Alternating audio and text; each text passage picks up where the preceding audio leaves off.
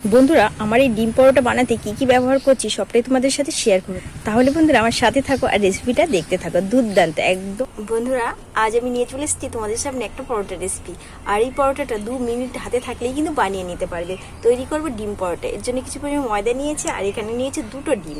এই 2টো ডিম দিয়েই কিন্তু অনেকগুলো পরোটা তৈরি করা যাবে বন্ধুরা। তাহলে সাথে থাকো আর দেখতে থাকো কিভাবে আমি পরোটাটা তৈরি করি।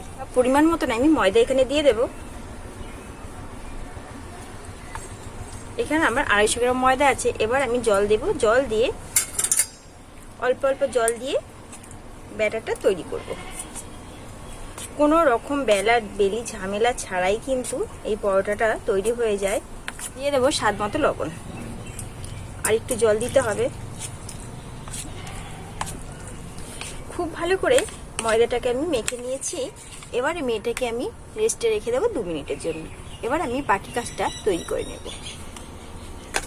এখানে যে বাটি নিয়ে নিয়েছি আর ডিম দুটোকে ফাটিয়ে নেব।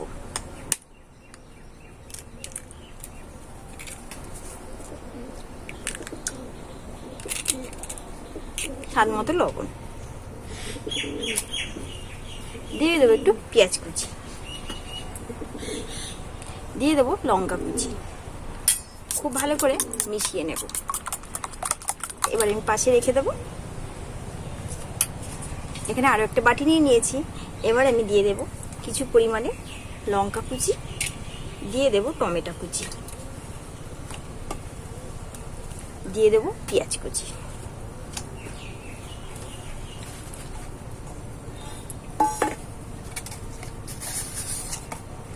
দিয়ে দেব স্বাদ মতো লবণ। বন্ধুরা হাত দিয়ে এটাকে খুব ভালো করে মেখে নেব। খুব ভালো করে মেখে নিয়েছি। এবার এটাও আমি রেখে দেব। দিয়ে বাকি কাজটা এবার তৈরি করে নেব।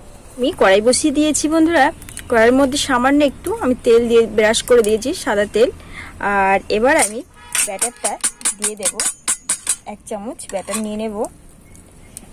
এই 1 চামচ ব্যাটার আমি দিয়ে দেব। এইভাবে একটু ছড়িয়ে দেব চারিদিকে। টেনে যাওয়া পর্যন্ত আমি ওয়েট করব। তাই কিন্তু টেনে গেছে। এবার কি করব, এই যে এখানে ডিমের ব্যাটারটা গুলে রেখেছি না, সেই ডিমের ব্যাটারটা এবার অল্প অল্প করে আমি এর মধ্যে দিয়ে দেব। দিয়ে এবার এই যে চারিদিকে এইভাবে করে ছড়িয়ে দেব। সমস্ত জায়গাতেই দিয়ে দেব। এবার আমি এটাকে উল্টে দেব বন্ধুরা।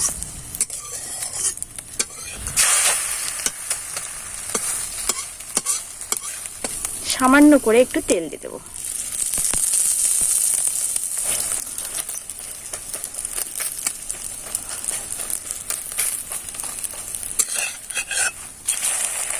এই দেখো কত সুন্দর হয়ে গেছে। এই পিঠোপে 2 পিঠ আমার কিন্তু ভাজা হয়ে গেছে। এবার বাকি কাজটা করব বন্ধুরা। টমেটো আর পেঁয়াজের যে একটা সালাড তৈরি করে রেখেছি, এটা এবার আমি এর মধ্যে দিয়ে দেব।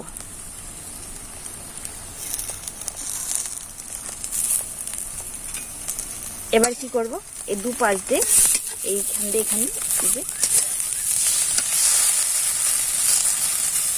একটা পরোটা কিন্তু একদম রেডি হয়ে গেছে। এই পরোটাটা নামিয়ে নেবো। বাকি একটা পরোটা আবারও তৈরি করে নেব। বন্ধুরা আবারও দিয়ে দিয়েছি ব্যাটারটা, আর আবারও ডিমটা দিয়ে দেব।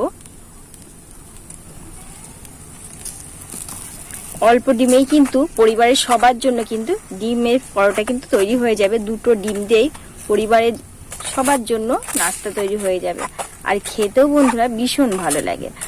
আর এইটা বানাতে কিন্তু বেশি সময় লাগে না। 2 মিনিট হাতে সময় থাকলেই কিন্তু এই নাস্তাটা বানানো হয়ে যাবে। এবার আমি কি করব বন্ধুরা, উল্টে দেব। আমি সালাডটা দিয়ে দেব। তোমরা চাইলে এর মধ্যে কিন্তু বিভিন্ন ধরনের ভেজিটেবল ব্যবহার করতে পারবে।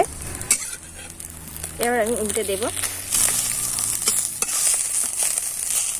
আর এই টিফিনটা বন্ধুরা বাচ্চাদের টিফিনে দিলে কিংবা লাঞ্চ বক্সে দিলে একদম মানে ভীষণ ভীষণ প্রশংসা করবে। আর খেতেও ভীষণ ভালো লাগে, খুব নরম। বন্ধুরা এখানে কিন্তু পরোটাগুলো দেখো আমার প্রত্যেকটাই রেডি হয়ে গেছে। আর এই আমি আরও একভাবে তোমাদের দেখিয়ে দিচ্ছি।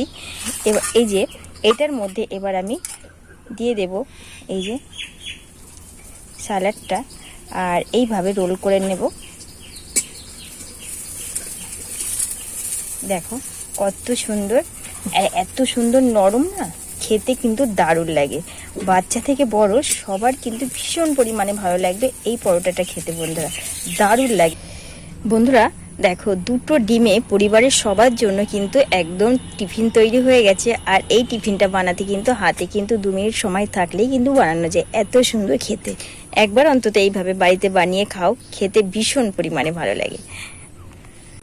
আমার এই ডিম পরোটা রেসিপি তোমাদের কেমন লাগলো অবশ্যই কমেন্টে জানাবে। যা ভালো লেগে থাকলে like comment share please subscribe করে পাশে থেকো। আর দেখো বন্ধুরা কতটা তুলতুল নরম হয়েছে, আর দুটো ডিম দিয়ে এত সুন্দর পরিবারের সবার জন্য জলখাবার একদম রেডি হয়ে গেছে। কি সুন্দর নরম, এই দেখো খেতে কিন্তু দারুণ লাগে, ভীষণ পরিমাণে ভালো লাগে। তাহলে বন্ধুরা আজ আমি এখানেই রাখছি, দেখা হবে নতুন একটা রেসিপির সঙ্গে। সুস্থ থেকো, ভালো থেকো, সাবধানে।